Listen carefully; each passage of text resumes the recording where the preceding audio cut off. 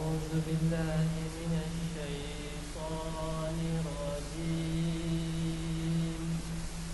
بسم الله الرحمن الرحيم.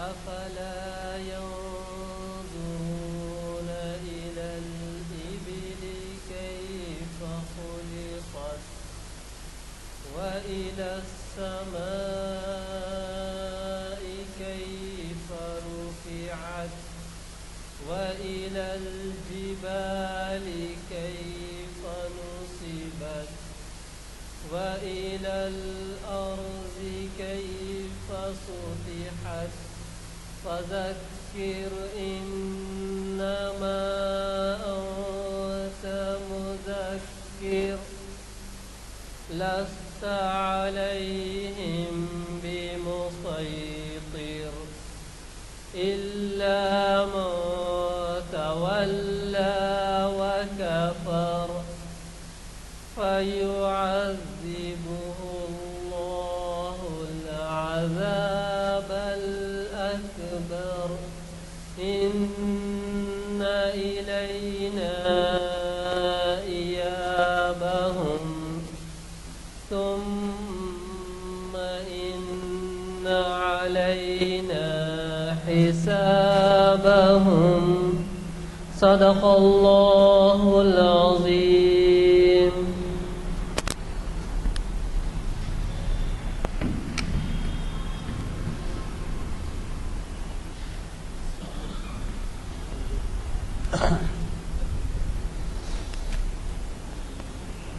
السلام علیکم حضرات. گزارش ہے سامنے کی کرسیوں پہ آ جائیں تو مناسب ہے. مقرر صاحبین کو جو ہے سامنے کی کرسیاں خالی ہے تو ذرا بولنے میں مخاطب کرنے میں ذرا تکلف ہوتا ہے. اب بعد میں آنے والے پیچھے بیٹھیں گے ذرا سامنے تشریف لائیں. بہت شکریہ, جزاک اللہ. حضرات جیسے کہ آپ واقف ہیں ابھی آپ نے تبارک صاحب سے ان کی خوش الہام خراج سماعت فرمائی اور آج ہمارے درمیان سالار جنگ میوزیم کے کیوریٹر جناب احمد علی صاحب ہیں جو ہمیں تاریخ اسلام کے 658 سے مخاطب کر رہے ہیں اور ان کا خود کا دیا ہوا عنوان بڑا ہی دلچسپ عنوان ہے کیونکہ بعض علاقے تو ایسے ہیں قطب شاہی طرز تعمیر ان کا عنوان ہے اور قطب شاہی طرز تعمیر آپ کو گولکنڈے سے نکلتے ہی ہر طرف نظر پڑتی ہے. اور یہی نہیں بلکہ شہر حیدرآباد میں جو شاید اس زمانے میں گولکنڈے کی حدود سے باہر تھا یا اگر حدود میں شامل بھی تھا تو جگہ جگہ قطب شاہی طرز تعمیر کے نمونے ملیں گے. یہی نہیں بلکہ آپ شہر کے گرد و رواں میں بھی چلے جائیے یا اضلاع میں بھی چلے جائیے تو وہ طرز تعمیر کے نمونے آپ کو ملتے جائیں گے. دلچسپ عنوان ہے اور یہ عجیب اتفاق ہے کہ یہ ہمارے ہاں تو عنوان ہمارے خطیب صاحب نے آج کے سامنے دیا کافی عرصہ ہوا, لیکن حال ہی میں ایک نیوز چھپے ہیں کہ گولکنڈے کے جو بھی شاہکار ہیں گنبدیں والا تو ان کو آغا خاں فاؤنڈیشن کی طرف سے جو ہے ان کی تزئین کی جائے گی اور ان کی نگہداشت ہوگی. تو یہ ایسے بر وقت ہوا ہے. اس سے اندازہ ہوتا ہے کہ ہمارے مقررین جو ہے کس قدر دلچسپی رکھتے ہیں ایسی چیزوں سے, جبکہ اس کو بین الاقوامی طور پر مانا گیا ہے اور اتفاق یہ ہے کہ آج ہم اس کے بارے میں ہی جاننے کے لیے جمع ہیں. آج کی یہ نشست جامع مسجد عالیہ گن فاؤنڈری کے کانفرنس ہال میں آج بتاریخ 20 سپٹمبر 2014 مطابق 24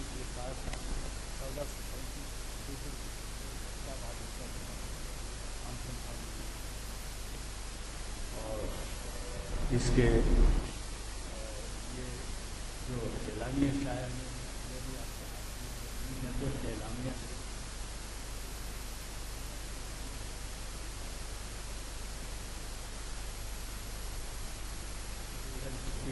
فضیلت اور احکام کے عنوان سے 4 شنبے کے پیر کے دن حافظ محمد وسیم الحق کا رضی، اس سے پہلے بھی آپ مخاطب کر چکے ہیں، شریعت انفارمیشن، اور وہ ہے ہماری یعنی ہماری 450ویں نشست جو ہے 10 سال ہو گئے، اس کے بعد یہ 550ویں ہے، یعنی تقریباً 12-13 سال میں داخل ہو گئے، تو اس میں بھی ضرور شرکت فرمائیے، خصوصاً اس وجہ سے کہ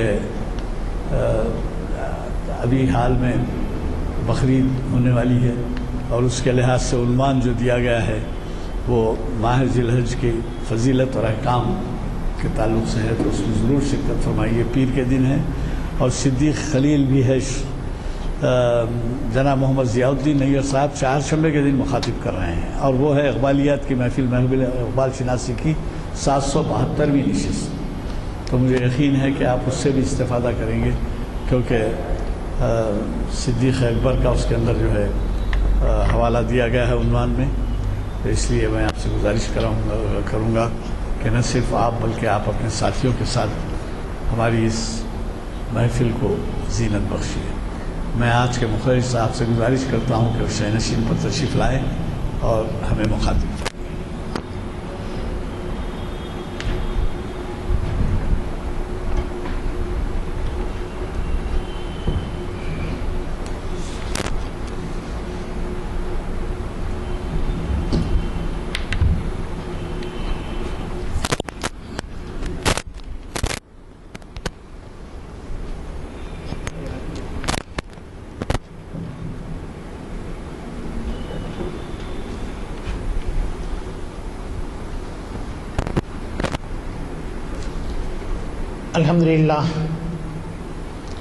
الحمدللہ نحمده ونستعینه ونستغفره ونؤمن به ونتوکل علیہ ونعوذ باللہ من شرور انفسنا ومن سیئات اعمالنا من يهده اللہ فلا مضل له ومن يضلله فلا ہادی له۔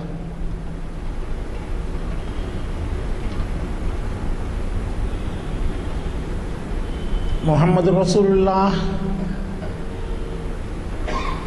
علیہ الصلاۃ اللہ هو سید الکون سید الانس والجن، هو رسول صادق وهو انسان کامل۔ اللہم صل وسلم وزد وبارک علیہ۔ علی جناب غلام یزدانی صاحب، روح رواں محافل عالیہ، معزز سامعین کرام، السلام علیکم۔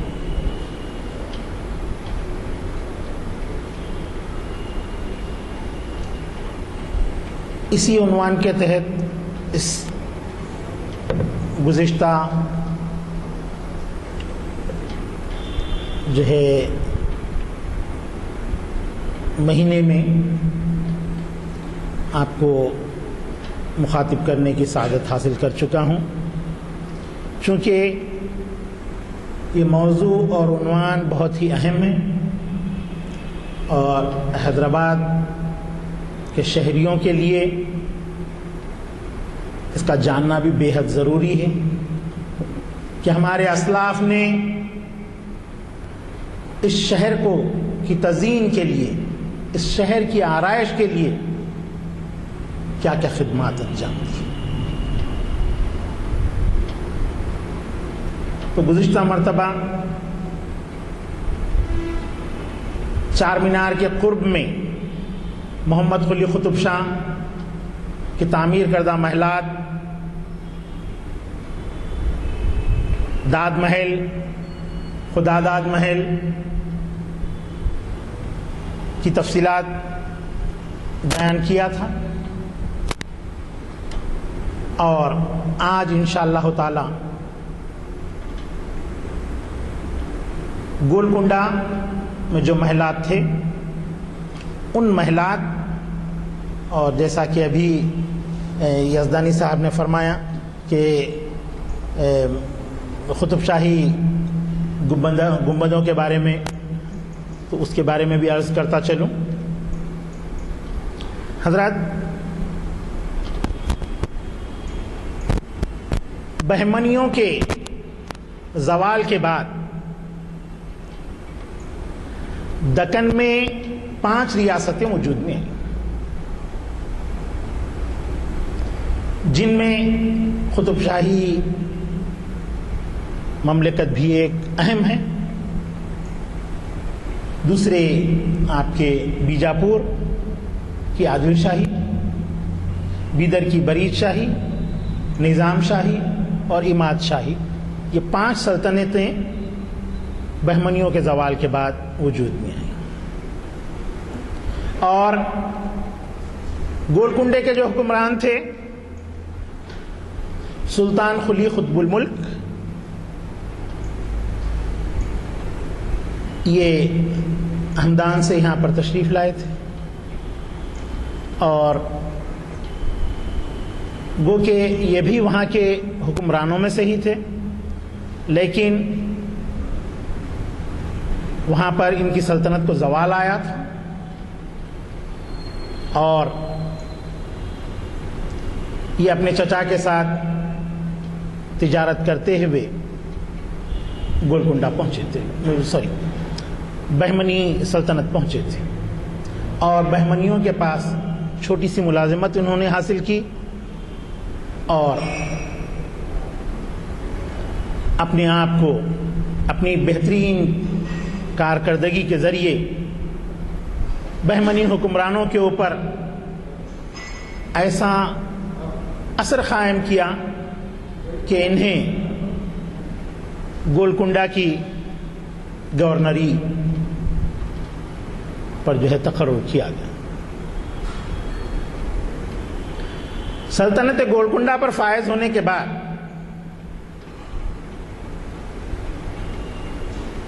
سلطان قلی قطب الملک نے گولکنڈے کا نام محمد نگر رکھا. یہ بہمنی حکمران کے نام پر ہی شہر کا نام دیا گیا ہے، محمد شاہ بہمنی کے نام پر ہی محمد نگر دیا گیا تھا. اور یہ گولکنڈہ ایک چھوٹی سی گڑھی تھی، اتنا مستحکم قلعہ نہیں تھا، چھوٹی سی گڑھی تھی. سلطان قلی قطب الملک نے اس کو ایک قلعے کی نوعیت دی، اور اس قلعے کی تعمیر میں جو انداز رہا ہے وہ انداز ایرانی طرز تعمیر سے پوچھا، اور پھر ساتھ ہی ساتھ اس میں جو اثرات تھے وہ اثرات ترکی انداز کو بھی اپنے میں سموئے ہوئے تھے. اور جہاں تک پلرز کا اور کینٹیلیور بیم کا تعلق تھا، یہ انداز ہندوستانی طرز کو لیا ہوا تھا. یہ جو بیم ہے، آگے اس کو باہر جو ہے چھت جہاں پر ختم ہوتا ہے تو اس کو آگے تک بڑھا کر کے جو ہے چھوڑ دیا جاتا ہے، وہ کینٹیلیور بیم کہلاتا ہے. تو سجے کے نیچے کا جو حصہ ہوتا ہے اس کو کینٹیلیور بیم کہتے ہیں. تو ان کی نوعیت آج بھی آپ مکہ مسجد میں بھی اگر نظر ڈالیں گے تو اس کا طرز تعمیر، اس کی بناوٹ آپ کو ہندوانہ نظر آئے گی. تو یہ اثرات نہ صرف قطب شاہوں کے پاس آپ کو ملتے ہیں، بلکہ یہی انداز آپ کو عادل شاہوں کے پاس بھی اور مغلوں کے پاس بھی آپ کو دیکھنے کے لیے ملتا ہے. تو اس طرح ایک جدید، ایک انوکھا طرز تعمیر قطب شاہوں کے دور میں شروع ہوا، اور یہ طرز تعمیر بانی شہر سلطان محمد قلی قطب شاہ کی جو ہے سوچ اور فکر کا نتیجہ تھا۔ گو کہ ابراہیم قلی قطب شاہ نے گولکنڈہ میں متعدد عمارتیں تعمیر کی تھیں، لیکن ابراہیم قلی قطب شاہ کے دور تک کا جو طرز تعمیر ہم کو دیکھنے کے لیے ملتا ہے وہ طرز تعمیر بہمنیوں کے زیر اثر اور انڈو اسلامک طرز کو لیا ہوا تھا۔ لیکن قلی قطب شاہ کے دور سے جو تعمیرات ہم کو دیکھنے کے لیے ملتی ہیں، کمانوں کے محراب کے جو انداز ملتے ہیں، محراب سے مراد کمان سے ہے، ہم لوگ محراب نہیں کہہ رہے ہیں آج کل، اس کو کمان کہہ رہے ہیں، تو کمانوں کی بھی مختلف طرز ہوتی ہیں، تو انواع و اقسام کی طرز سلطان قلی قطب شاہ کے دور سے جو ہے رائج دیکھنے میں آئی۔ چار مینار کے اوپر آپ نظر ڈال لیجئے، نعمت خانہ عالی کی جو کمانیں ہیں، یعنی چار کمان، مچھلی کمان، سحر باطل کی کمان، کالی کمان اور چار کمان، ان کمانوں کے انداز کو دیکھیے، اتنی بلند و بالا کمانیں مغلوں کے پاس بھی جو ہے تعمیر نہیں ہوئی ہیں سوائے آپ کے بلند دروازے کی۔ ان کمانوں کے اندر سے ہاتھی میں اماری گزر سکتا ہے پرچم تھامے ہوئے۔ تو یہ انداز محمد قلی قطب شاہ کے دور سے رائج۔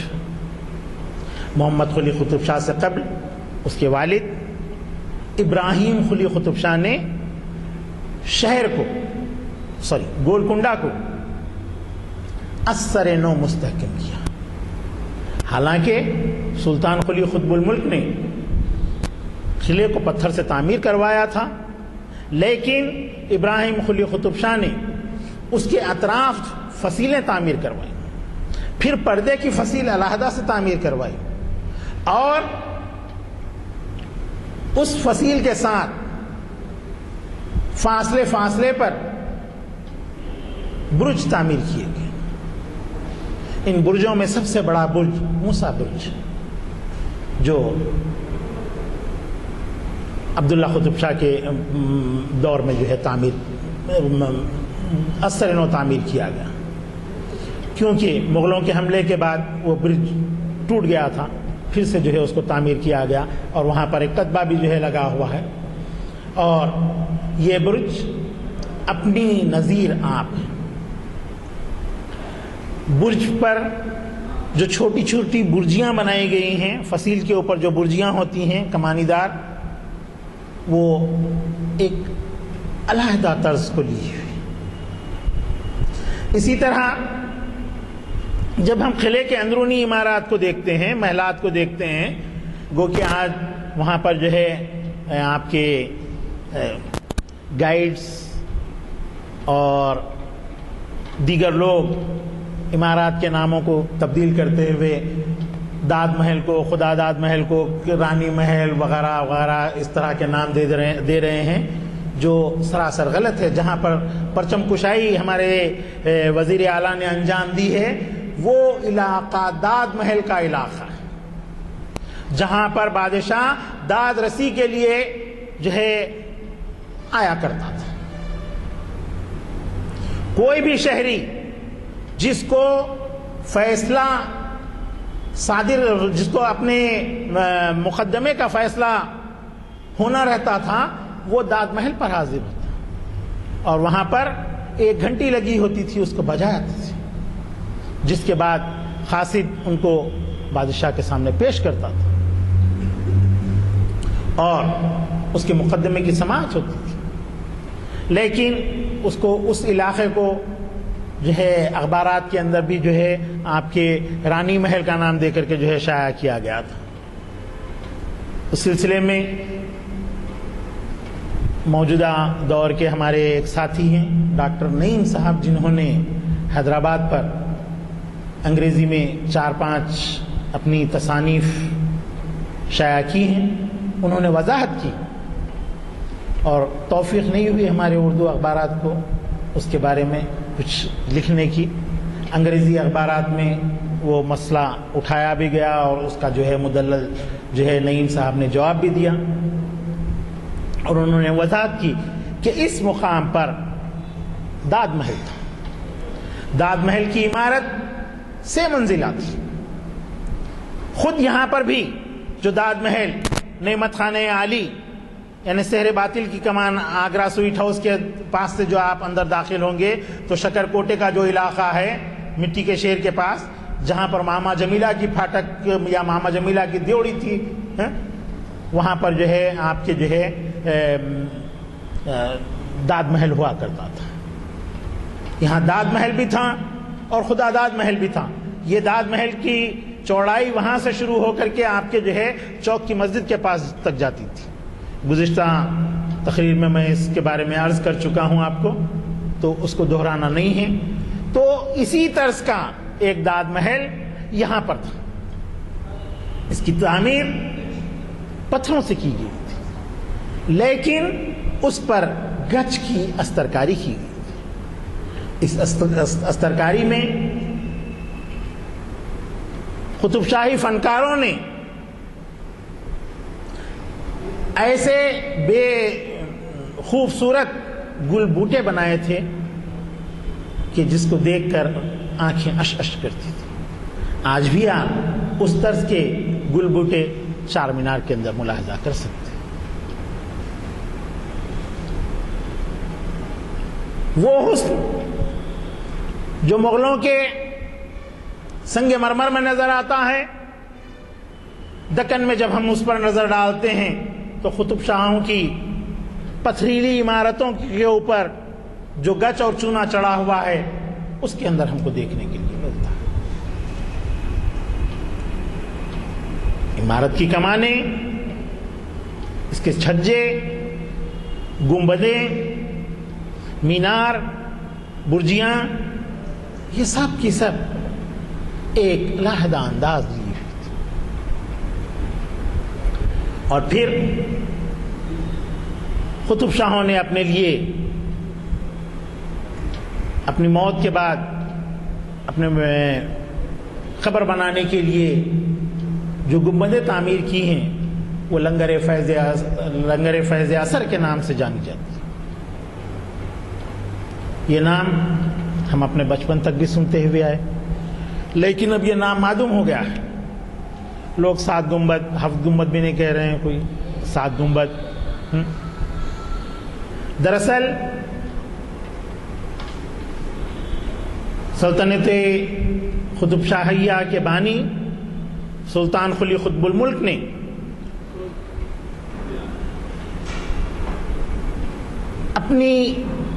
اپنے لیے اس زمانے سے ہی یہ رواج رہا ہے، بالخصوص دکن کے اندر، کہ لوگ اپنی وفات سے پہلے ہی اپنی قبر تیار کر لیتے، اور شیعہ حضرات میں آج بھی یہ سلسلہ جاری ہے۔ آپ دائرہ امیر مومن میں جائیں گے تو وہاں پر کئی ایک قبور آپ کو نظر آئیں گے کہ جس پر جو ہے پتھر لگا ہوا ہوتا ہے، محفوظی قبر، نیچے جو ہے جس کے لیے محفوظ کی گئی ہے اس کا نام لکھا ہوا۔ تو قطب شاہ اور آپ کے بہمنی خود بھی جو ہے اپنے لیے قبر زندگی میں ہی تیار کر لیتے تھے اور اس پر مقبرہ بھی تعمیر کروا لیتے تھے۔ یہ سلسلہ دراصل بہمنیوں کے دور سے ہی شروع ہوا۔ بہمنی دور میں مقابر زندگی میں ہی تعمیر کیے جاتے تھے، اور کئی ایک کنسٹرکشن کمپنیاں تھیں آج کی طرح جو مقبرے جو ہے تعمیر کر کے رکھتی تھی۔ ضرورت پڑنے پر کوئی بھی شخص اس کو خرید کر کے جو ہے اس میں دفن ہو سکتا تھا، یعنی اس کے اہل خانہ اس کو خرید کر کے اس میں دفن کرتے تھے۔ اس طرح کے مقابر آج بھی آپ کو بیدر اور گلبرگہ میں دیکھنے کے لیے ملتے ہیں، جس میں کسی کی تدفین نہیں ہوئی ہے، کیونکہ کنسٹرکشن کمپنی اس کو تعمیر تو کر دی لیکن وہ فروخت نہیں ہو سکے، اور پھر اس کے بعد سلطنت کا زوال آ گیا یا وہ کنسٹرکشن کمپنی جو ہے ختم ہو گئی. تو اس طرح کئی ایک جو ہے گنبدیں ہم کو جو ہے بالکل مخلوعہ ملتی.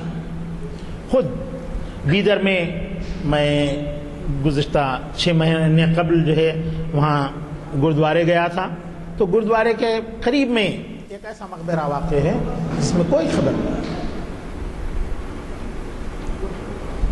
تو چونکہ تاریخ میں ہم کو کتابوں کے ذریعے سے اس بات کا علم ہوتا ہے کہ اس دور میں مقبرے فروخت کے لیے بنائے جاتے تھے، تو اس سے اس بات کا ٹھوس ثبوت ہم کو جو ہے مل گیا کہ ایسے مقابر واقعی ہوا کرتے تھے. اور پھر خواجہ صاحب کی بارگاہ پر حاضر ہوتے وقت بھی جو ہے راستے میں ہم اپنی گاڑی روک کر کئی جگہ پر کئی مقبروں میں دیکھے جس میں کوئی دفن نہیں ہوا تھا. تو حضرات، میں آپ کو جو ہے قطب شاہوں کی طرز تعمیر کے بارے میں بتا رہا تھا کہ قطب شاہوں نے اپنے لیے جو مقابر تعمیر کیے ان مقابر کی نوعیت بھی جداگانہ. آپ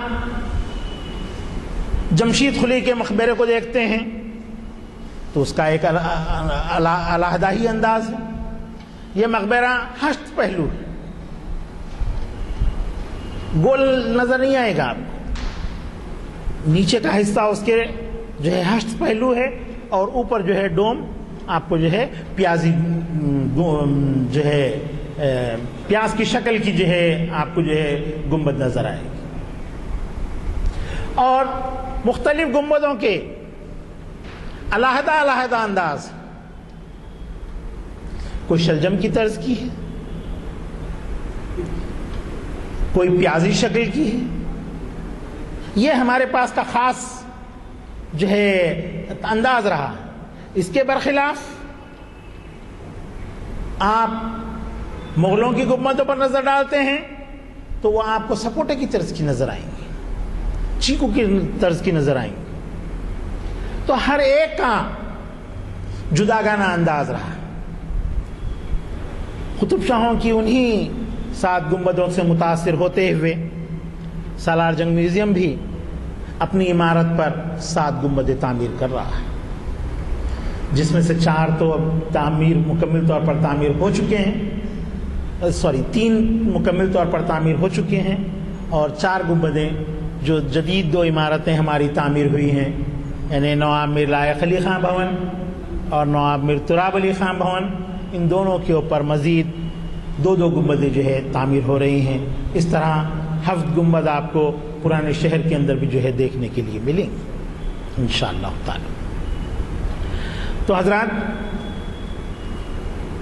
جیسا کہ یزدانی صاحب نے فرمایا کہ آغا خان فاؤنڈیشن ان گنبدوں کی نگہداشت ہی نہیں بلکہ تعمیر و ترمیم کے کاموں میں جٹی ہوئی. اس سے قبل بھی اس کام کو انجام دینے کے لیے ایرانی حکومت پیش ہوئی تھی اور کام شروع بھی ہوا، لیکن جس کنٹریکٹر کو یہ کام سونپا گیا تھا انہوں نے اس کے طرز تعمیر کو، بلکہ تعمیر میں جو اشیاء استعمال کی گئی تھیں اس کو تبدیل کر دیا، اور موجودہ اشیاء یعنی سیمنٹ، کنکریٹ اور آپ کے اسٹیل وغیرہ کا استعمال اس میں کر رہے تھے، جس پر انٹیک وغیرہ نے احتجاج کیا اور وہ کام روک دیا گیا. Indian national heritage for conservation of heritage, یہ اس کا فل فارم ہے، اور ملک بھر میں یہ آرگنائزیشن کام کرتا ہے. ہر اسٹیٹ کے اندر یہ ادارہ سرکاری طور پر کام کرتا ہے. مگر بدقسمتی ہے ہماری ریاست کی، یہ ادارہ یہاں پر خانگی طور پر کام کر رہا ہے گزشتہ 15 سال سے۔ اس ٹرسٹ کے صدر نشین ہوتے ہیں صدر جمہوریہ ہند، اور اسٹیٹ کا کوآرڈینیٹر ہوتا ہے چیف سیکرٹری، ضلع کا کوآرڈینیٹر ہوتا ہے، کنوینر ہوتا ہے کلیکٹر۔ شرون کمار صاحب ہمارے پاس چیف سیکرٹری تھے، وہ بیچاروں کو عہدے سے چپکے ہوئے رہنے کی خواہش، انہوں ایسا چپکے اس کے ساتھ چیف سیکرٹری بننے کے بعد کہ جو ہے وہ کنوینر وہ جو ہے اپنے ریٹائرمنٹ کے بعد بھی جو ہے تقریباً 10 سال تک 12 سال تک اسی سے جڑے ہوئے رہے۔ اب اس کے بعد نئے جو چیف سیکرٹریز آئے تو اب اس کے بعد وہ اپنی نیابت یا ذمہ داری جو ہے وہ انورادھا ریڈی اور ہمارے شاہد حسینی صاحب کے فرزند نام میں ذہن سے نکل رہا ہے، وہ جو ہے دیکھ رہے ہیں۔ تو دراصل جو ہے یہ بالکل پیورلی گورنمنٹ آرگنائزیشن ہے، جہاں پر بھی ہمارا ورثہ ہے اس کے تحفظ کے واسطے وہ لوگ آگے آنا ہے سب سے پہلے، اور سرکاری خرچ سے یہ کام انجام دیا جانا چاہیے۔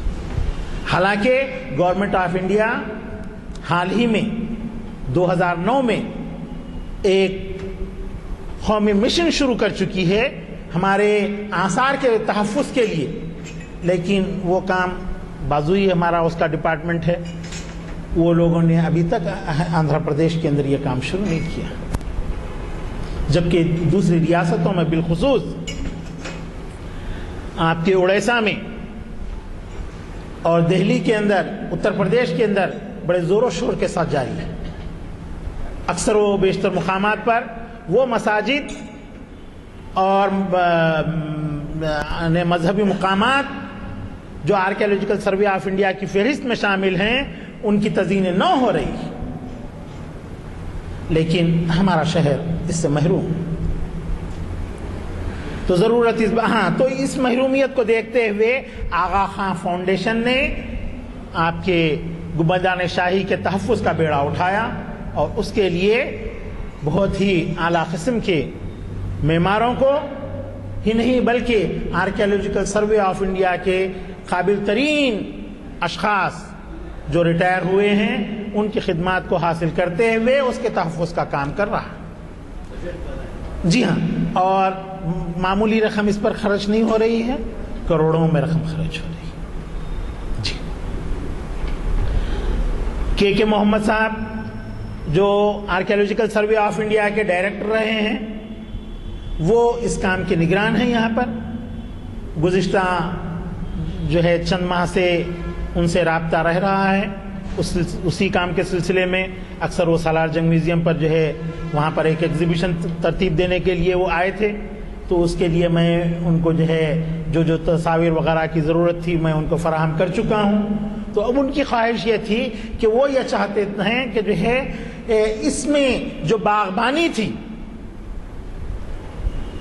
گنبدان شاہی میں جو باغبانی تھی، وہ باغبانی کو پھر اسی نوعیت سے جو ہے ڈیولپ کرنا چاہتے ہیں۔ اور سر سالار جنگ اول نواب میر تراب علی خان بہادر کے دور میں جو کنزرویشن کا کام ہوا تھا، جو ریسٹوریشن کا کام ہوا تھا ان عمارتوں کو تک کے تحفظ کے لیے، اس وقت کیا مٹیریل استعمال کیا گیا تھا اور کس نوعیت سے یہ ریسٹوریشن انجام دیا گیا تھا، اس کی وہ تفصیل جاننا چاہتے تھے۔ تو اس وقت میں انہیں بتانے کے موقف میں نہیں تھا، کیونکہ کوئی ایسی کتاب اس وقت تک میری نظر سے نہیں گزری تھی جس کے اندر جو ہے وہاں کی باغبانی کی تفصیل۔ چنانچہ حیدرآباد کی تاریخ پر میری کتاب کا کام جاری ہے، اس سلسلے میں جب چند ایک مخطوطات اور مطبوعات کو دیکھا تو اس میں جو ہے میرے کو تفصیلات ملی۔ اتنی بہترین انداز میں باغبانی تھی کہ کھجور کے درخت اور سپاری کے درخت دونوں راہداریوں کے اوپر لگے ہوئے تھے، اور درمیان میں گل بوٹوں کے تختے بچھے ہوئے تھے. اور پھر جب ہم بانی شہر قلی قطب شاہ کے دیوان پر کو دیکھتے ہیں تو اس کے اندر جو ہے شہر کی پوری تاریخ منظوم. جیسا کہ قلی قطب شاہ اپنی پیاریوں کا ذکر کرتا ہے، اسی طرح وہ شہر کے حالات کو بھی اس میں بیان کرتا ہے، شہر کی تاریخ کو بھی بیان کرتا ہے، اس کی تعمیر کیے ہوئے عمارتوں کا بھی وہ ذکر کرتا ہے. حالانکہ نہ تو آج داد محل باقی ہے نہ خدا داد محل باقی ہے، لیکن ان کے نام تو ہم کو کم از کم دیکھنے کے لیے ملتے ہیں. کچھ حضرات جو اس وقت نہیں تھے، میں کم از کم نام بتاتا ہوا چلوں، گزشتہ ہفتے کی تقریر میں، گزشتہ مہینے کی تقریر میں جس کا میں ذکر کیا تھا، تو حضرات خدا داد محل بادشاہ کے رہنے کی عمارت تھی، جس کو اس نے اپنی بیٹی حیات بخش بیگم کی شادی میں جو ہے محمد قطب شاہ کو دے دیا تھا جہیز. یہ عمارت 8 منزلہ تھی. آپ تصور کیجئے کہ اس دور میں 8 منزلہ عمارت، اور ہر منزل کا ایک علیحدہ نام تھا. لوگوں میں عام طور پر ان منزلوں کے نام کو سننے کے بعد کنفیوژن ہو جاتا ہے. ہر ایک یہ سمجھتا ہے کہ یہ ہر منزل ایک علیحدہ محل ہوگی. ایسا نہیں ہے، ایک ہی عمارت کے منزلوں کے علیحدہ علیحدہ نام. سب سے اوپری منزل جو تھی وہ الہی محل تھا. اس کے بعد والی منزل وہ محمدی محل تھا، اور اس کے بعد والی منزل حیدری محل تھا. حیدر کرار حضرت علی مرتضیٰ کرم اللہ وجہ سے منسوب تھا. چونکہ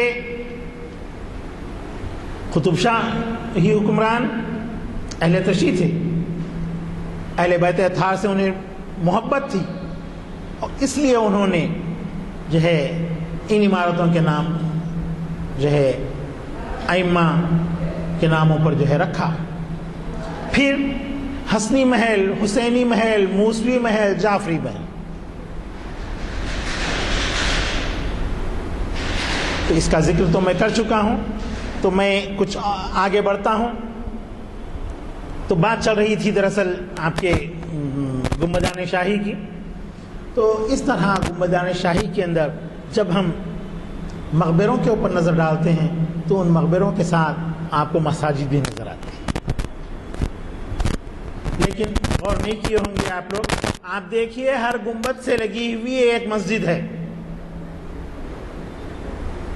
اور یہ مسجد وہ اسی صاحب گنبد کی ہے جہاں پر اس کی نماز جنازہ پڑھائی گئی. تو وہ نماز کی مسجدیں نہیں ہیں بلکہ نماز جنازہ کی مسجد ہے ہر گنبد کے ساتھ. البتہ حیات بخشی بیگم کے مقبرے کے ساتھ جو مسجد لگی ہوئی ہے وہ کافی وسیع مسجد ہے جو نمازوں کے لیے تعمیر کی گئی. حیات بخشی بیگم کے مزار سے پہلے آپ کو ایک چھوٹی سی مسجد بھی نظر آئے گی، جس کے تعلق سے کہا جاتا ہے کہ یہ جو ہے عالمگیری مسجد ہے، اورنگزیب عالمگیر نے اس کو تعمیر کرایا تھا. تو مقبرے کی دوسری جانب آپ کو جو وسیع مسجد نظر آتی ہے وہ جو ہے حیات بخشی بیگم کی مسجد کہلاتی ہے، اور یہ مسجد آج بھی بہت خوبصورت ہے. اس مسجد میں جو کئی ایک مقامات پر آپ کو کار کاشی کا کام نظر آئے گا. کار کاشی یہ کام آج بھی آپ کو دیکھنے کے لیے یہاں پر مل سکتا ہے. مدینہ بادشاہی عاشر خان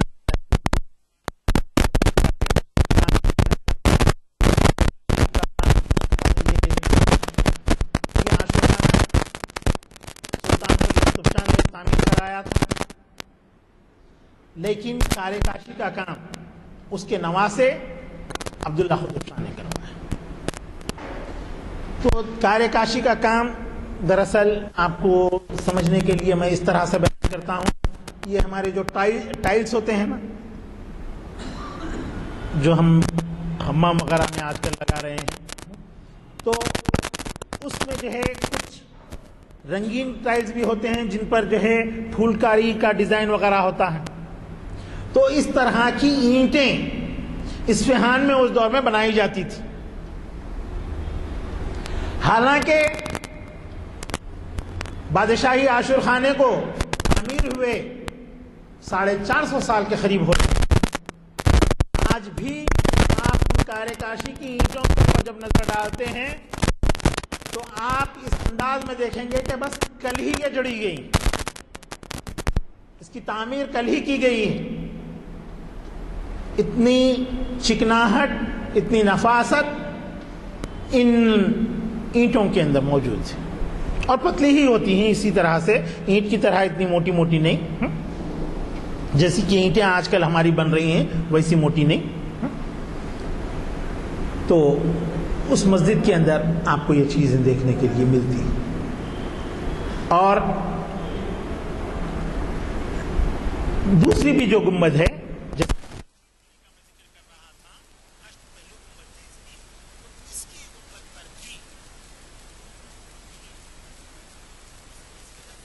حضرت جو شخص اپنے باپ کا قاتل ہے اس کے واسطے تو ایسا جملہ نکل ہی جاتا ہے زبان سے، کیونکہ اللہ تعالیٰ سلطان قلی قطب الملک کو کافی عمر دیا تھا، بچے بوڑھے ہونے کو آگے، لیکن باپ مرنے کا نام ہی نہیں لے رہا ہے. تو بآخر کار جو ہے جمشید قلی اقتدار کی ہوس میں، جبکہ اب اس کا باپ مسجد صفا میں عصر کی نماز ادا کر رہے تھے، اپنے ایک فرستادہ کے ذریعے جب وہ سجدے میں تھے تو ان پر جو ہے برچھے سے حملہ کروا کر ان کو قتل کرا دیا. تو اس طرح سے وہاں پر جو ہے ہم کو قطب شاہوں کا طرز تعمیر دیکھنے کے لیے ملتا ہے. ایسے ہی آپ لنگر فیض اثر میں جب دوسری چیزوں عمارتوں کے اوپر نظر ڈالتے ہیں تو وہاں پر آپ کو غسل خانے بھی دیکھنے کے لیے ملیں گے، باولیاں بھی دیکھنے کے لیے ملیں گی. اس غسل خانے کی نوعیت بھی بہت ہی شاندار طریقے کی. غسل خانے میں درمیان میں میت کو غسل دینے کے لیے ایک چھوٹا سا 6 پہلو غالباً یا سر دائرہ نما جو ہے چبوترا بنا ہوا ہے.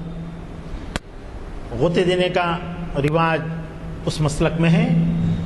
غوطے کے لیے ٹھنڈے پانی کے حوض بھی ہیں، گرم پانی کے حوض بھی ہیں. جنازے کو کفن پہنانے کے لیے بھی ایک علیحدہ سے چبوترا ہے.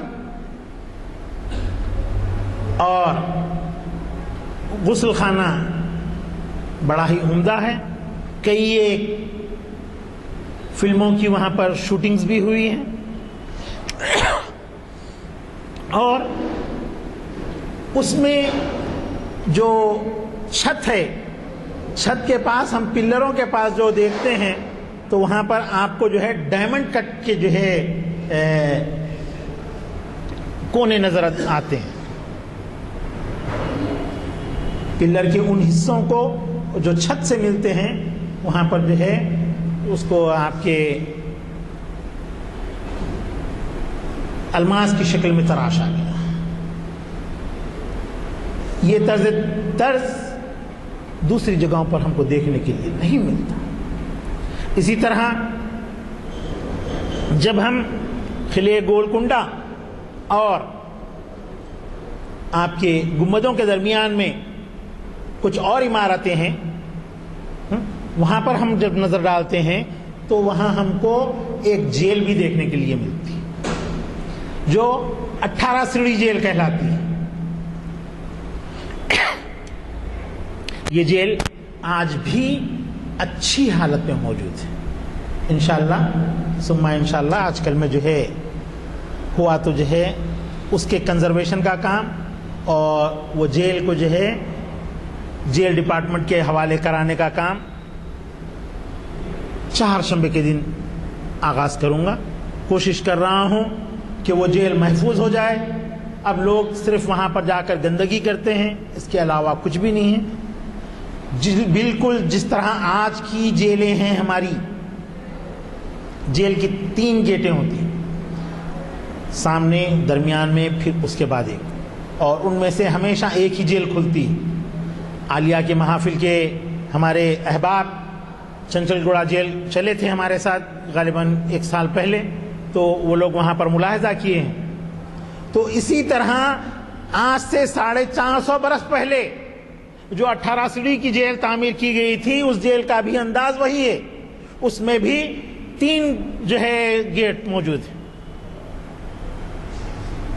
जब मैं एक मिनी म्यूजियम जेल डिपार्टमेंट के लिए तामीर कर रहा था, उस वक्त मैं अपना रिसर्च का काम शुरू किया तो तालिब-उद-दौला के मकान की जेल और आपके सुल्तान शाही में जो ख़वातीन की जेल थी, दायरे मीर मोमिन के बाजू, जहाँ पर आज जो है बहिश्त ज़हरा ट्रस्ट का बोर्ड लगा हुआ है, आज भी उसका दरवाज़ा जेल का वहाँ पर मौजूद।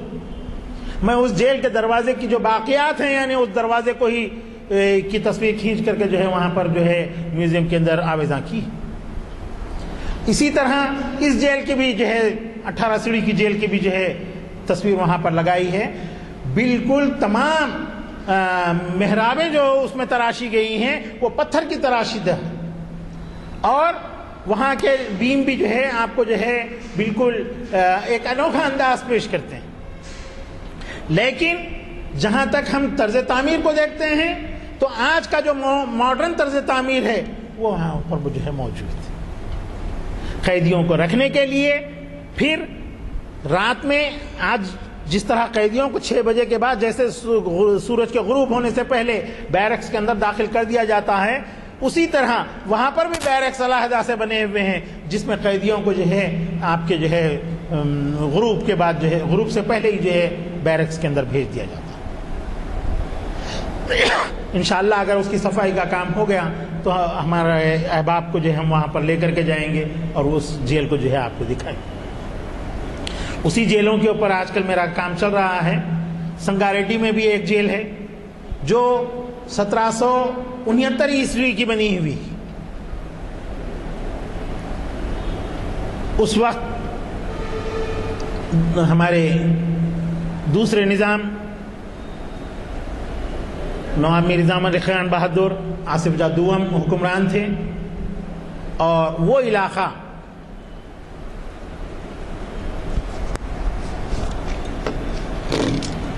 शंकरम्मा नामी खातून को जो है वो जागीर में दे दिए थे। संगारेड्डी का इलाका, संगारेड्डी उस वक्त तक उसका नाम भी नहीं पड़ा था। सांगा दरअसल शंकरम्मा के बेटे का नाम है। वहाँ पर जो है आज ही मैं सुबह वहाँ से वापस आ रहा हूँ, तो वहाँ पर भी एक बेहतरीन किला है, और उसी किले के अस्तबल के अंदर जेल बनी हुई। तो जेल के जो टावर्स हैं वो टावर्स दरअसल किले के उन बुर्जों के ऊपर ही बने हुए हैं जो अहदे आसिफ जाही के अंदर जो है तामीर किए गए थे। बे इंतहा मजबूत किले का जो है बाबुद दाखिला है, जिसके अंदर आजकल एक हाई स्कूल काम कर रहा है। न्यू हाई स्कूल के नाम से एक स्कूल काम करता है। और अंदर के हिस्से में जब हम गए तो वहाँ पर जो है खातून का नाम मेरे जहन से, शंकरम्मा का जो है मकान भी वहाँ पर मौजूद है। तो हजरात बात हो रही थी आपके 18 सीढ़ी जेल की। तो 18 सीढ़ी की जेल के अंदर हम जब नज़र डालते हैं अंदर, तो हमको 2 तर्ज की कमानें नज़र आती हैं। हालांकि ये इमारत जो है देखने से तो ये महसूस होता है कि ये इब्राहिम खुली कुतुब शाह के दौर की तामीर है, लेकिन इसके अंदर कि जब हम कमानों के ऊपर नज़र को देखते हैं तो कमानें 2 अंदाज ली हुई। एक तो बहमनियों की आपके राउंड वाली कमान है, और दूसरे आपके پھول کی پتیوں کی شکل لی ہوئی جو کمانیں ہوتی ہیں ان کو شاہجہانی کمانیں کہتے ہیں. تو ایک کمان ہم کو جو ہے جو درمیانی کمان ہے وہ درمیانی کمان شاہجہانی طرز کی کمان نظر آتی ہے، جبکہ اس وقت تک شاہجہاں تولد بھی نہیں ہوا تھا. تو اس سے یہ پتہ چلتا ہے کہ قطب شاہی حکمران اپنے ذہن میں ایک بہترین تعمیری خاکہ رکھتے تھے. اور پھر حضرات قطب شاہوں کی ان تعمیرات کا جب ہم اور سلسلہ آگے دیکھتے ہیں تو حیدرآباد کے اندر بھی کئی ایک عمارتیں تعمیر ہوئی سن. چونکہ وقت ختم ہو رہا ہے میں یہ چاہتا ہوں کہ آج ان عمارات کو جو ہے کا سرسری ہی ذکر کرتا ہوا آپ سے جو ہے رخصت ہو جاؤں. تو شاہی محلات کی جو عمارتیں تھیں وہ آپ کے سحر باطل کی کمان سے لے کر سٹی کالج تک کا علاقہ یہ نعمت خانہ عالی کہلاتا تھا. تو اس میں جو محلات تھے وہ تمام کے تمام قطب شاہوں کے تھے. ادھر کا حصہ لاڑ بازار اور پھر دوسرا حصہ بادشاہی عاشر خانہ یعنی مدینہ بلڈنگ جہاں پر ختم ہوتی ہے وہاں تک.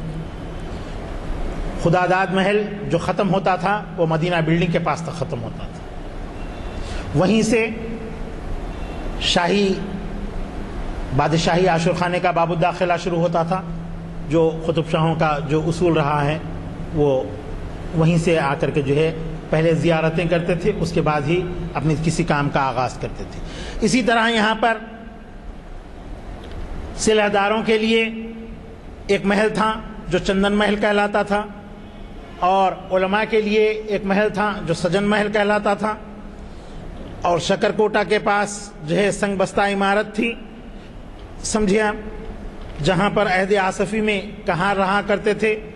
اور اسی طرح نبی باغ الہی باغ اور امین باغ جس میں زچگی خانہ تھا اور آج کل ہمارے غلام یزدانی صاحب اپنی کار کھڑا کرتے ہیں وہاں پر پارکنگ کے لیے اس جگہ کو یہ لوگ ہائی کورٹ کی عمارت جس کے بازو ہے تو وہاں پر زچگی خانہ تھا آج سے 3 سال پہلے. وہ زچگی خانہ وکٹوریہ میموریل ہاسپٹل کے نام سے جانا جاتا تھا. محبوب علی خان آصف جاہ سادس کے دور میں وہاں پر جو ہے کوئن وکٹوریہ کے نام پر جو ہے ایک زچگی خانہ تعمیر کیا گیا تھا. وہ زچگی خانہ جو ہے ہائی کورٹ میں کاروں کی پارکنگ کے لیے جب جگہ کی کمی پڑی تو اس جگہ کو جو ہے حاصل کر لیا گیا ہے اور وہاں پر جو ہے آج کل یہ پارکنگ موجود ہے.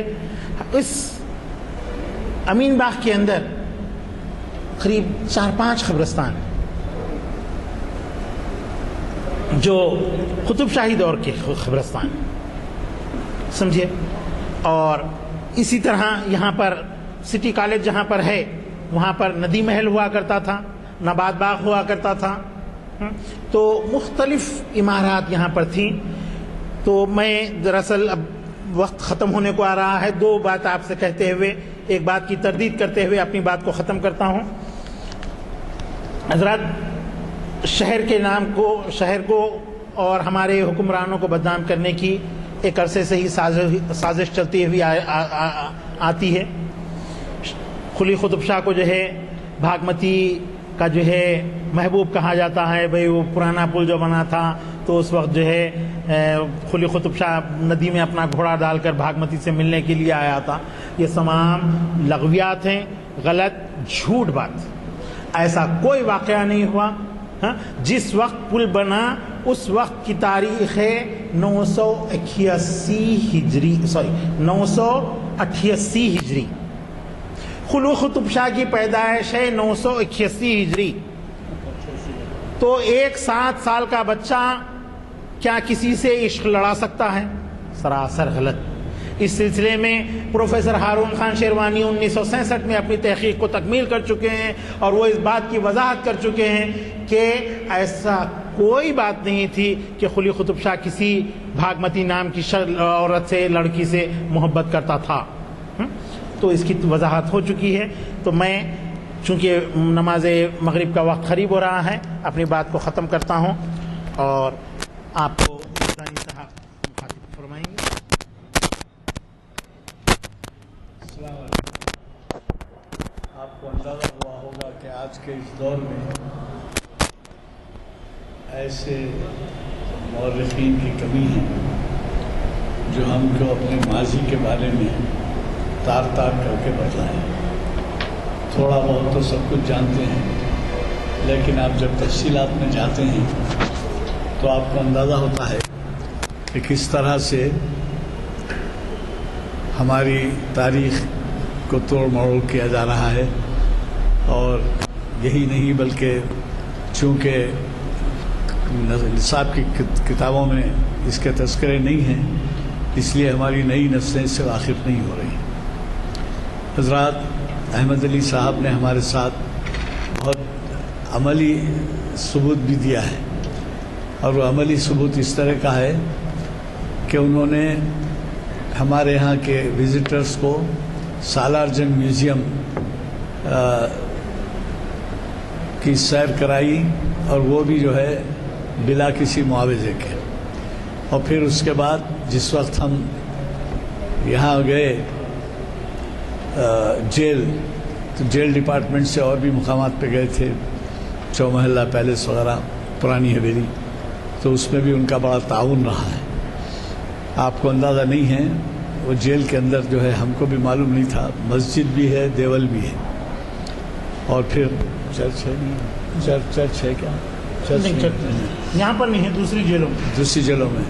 تو بہرحال ہمارے شہر کے معززین جس میں ایسے نہیں ہے کہ محفل جامع مسجد کے ارکان تھے بلکہ ہمارے پبلک گارڈن واکر اسٹیشن کے سوئمنگ پول کے دوست احباب ایڈوکیٹس سب شامل تھے.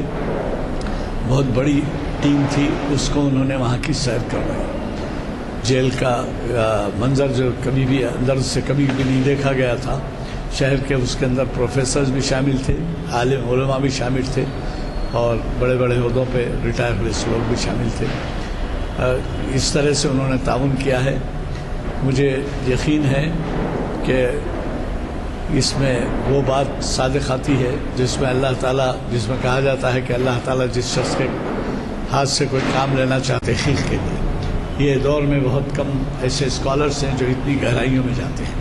اللہ تعالیٰ سے دعا ہے کہ ان کے فن میں دن دنی چار توڑ دی.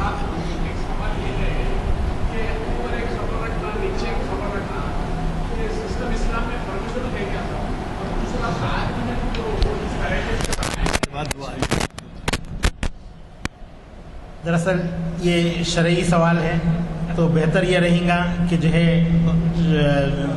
شریعت کی جو محفل ہوتی ہے چونکہ اس میں جواب دینے کا حق صرف انہی صاحب کو ہے جو کسی جامعہ سے جو ہے فضیلت کی سند رکھتے ہیں یا افتاء کی سند رکھتے ہیں.